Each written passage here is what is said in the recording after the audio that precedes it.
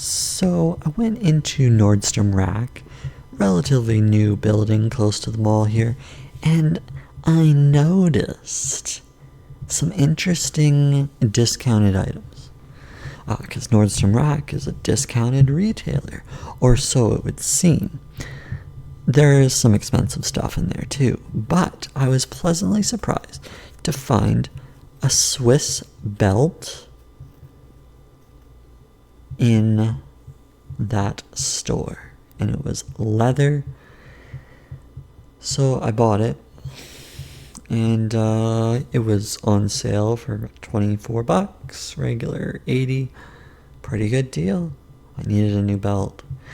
I hadn't worn the belt for a few months after I purchased it, though, because I was still finishing off my prior belt. I was basically wearing it to the ground.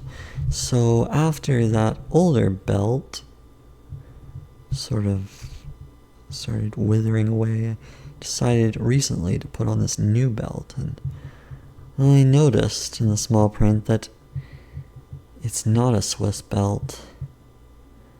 It's made in Vietnam. Yeah, I know. I'm shocked too.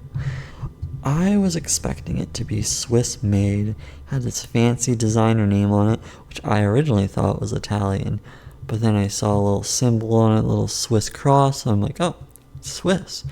But boy, am I wrong. Not an Italian belt, not a Swiss belt.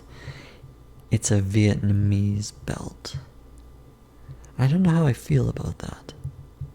And I don't know whether I should keep wearing it or whether I should donate it.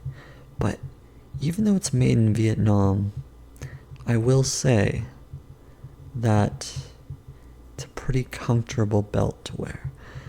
I just wish that Nordstrom Rack advertised proper equipment, you know? You go in there and expect something good, and then you realize, this is why it's only $25. It's not made in Switzerland. It's not made in Italy.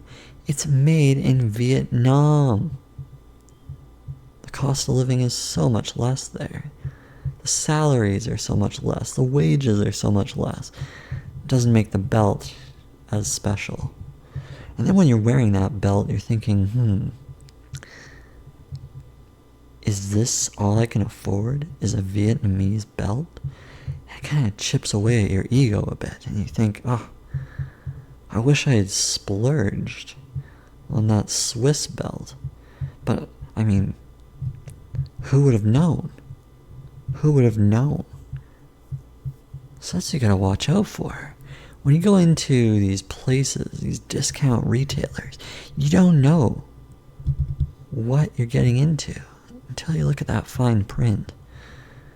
Now, that being said, I enjoy the experience of Nordstrom Rack. They have a lot of interesting things.